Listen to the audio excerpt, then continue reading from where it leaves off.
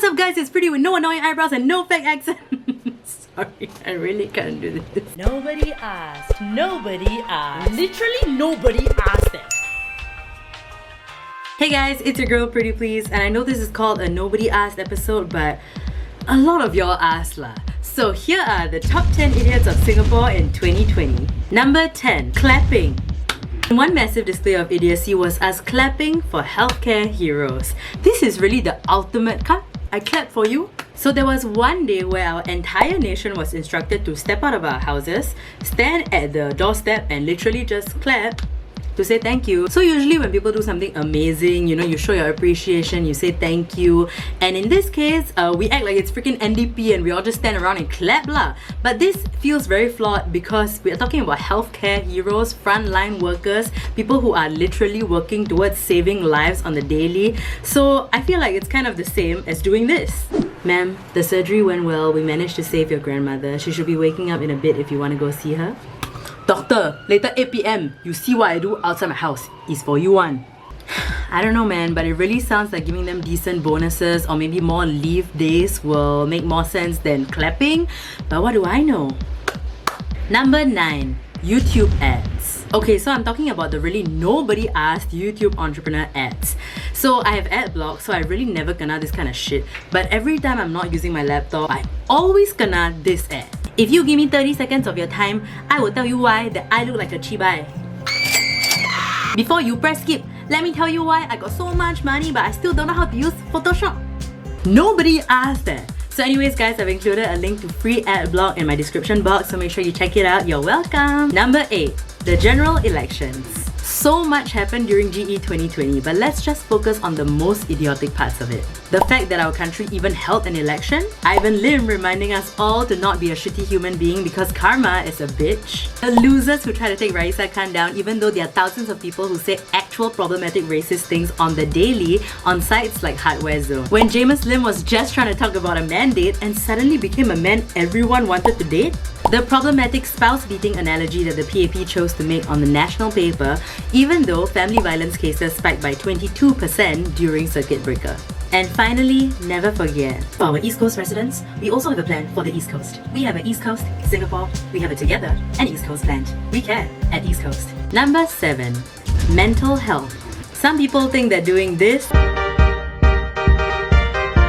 is enough to raise awareness for mental health. Number 6, how the COVID-19 pandemic was handled for migrant workers in Singapore. So I think we all remember how messed up the migrant worker dormitory situation was this year and how it was handled.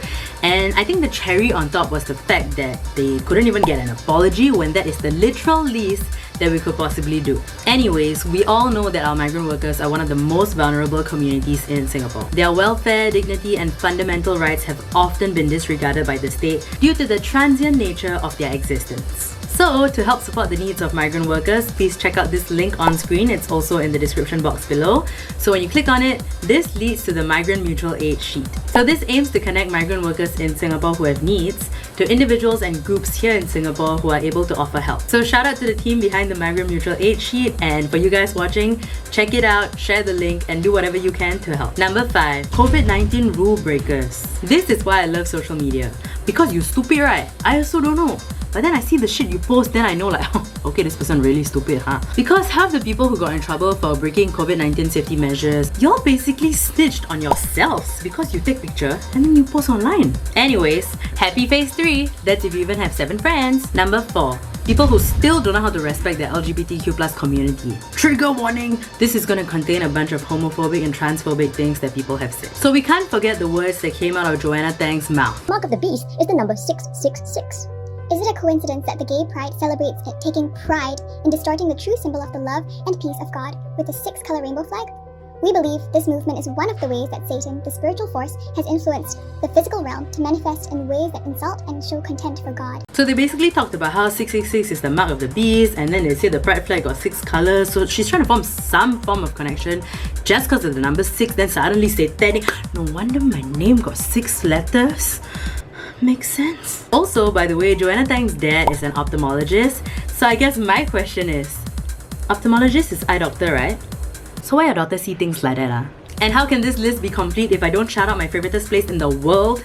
MediaCorp! So this year they surprisingly didn't paint anyone brown, but instead it was quite a milestone year because they decided to finally write in an LGBTQ+ character on a show. But of course, they had to.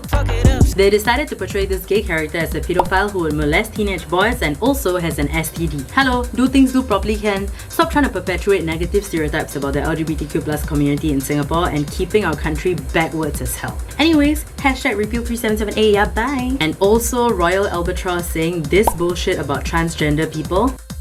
Sure sounds like nothing's royal about your albatross, bitch. Number 3. Public figures with very public f**k-ups. This year has given us cheating scandals, countless sexual harassment allegations, tone-deaf misogynistic podcasts, horrible bosses, very public I don't friend you, and lots of COVID rule breaking. Sounds like a lot to reflect on in this past year. I guess we really have to clean our act up, Number 2. COVID-19. Of course, COVID-19 was going to be on this list. So much sanity, so many jobs, and so many actual lives were lost. And for so many people, I think life will never be the same after this year. So let's just try to be as hopeful as possible. Fingers crossed that 2021 is a way better year for everyone and that this situation on like a global scale gets way better. Finally, it's time to reveal the biggest idiot of 2020 in Singapore. This topped all other 9 things, okay? So this is really the ultimate idiot of the year. The number 1 idiot of 2020 is you! Hello, gonna be 2021 already, you're still sitting here watching this video. Get up, stop this video and actually go to your New Year's plans. So here's hoping that 2021 is an amazing year for everyone out there. And stay safe, play safe, and have an amazing countdown, whatever you're doing. Even though I just called you an idiot, I'm so sorry. But have a great one and Happy New Year. Preetipls out!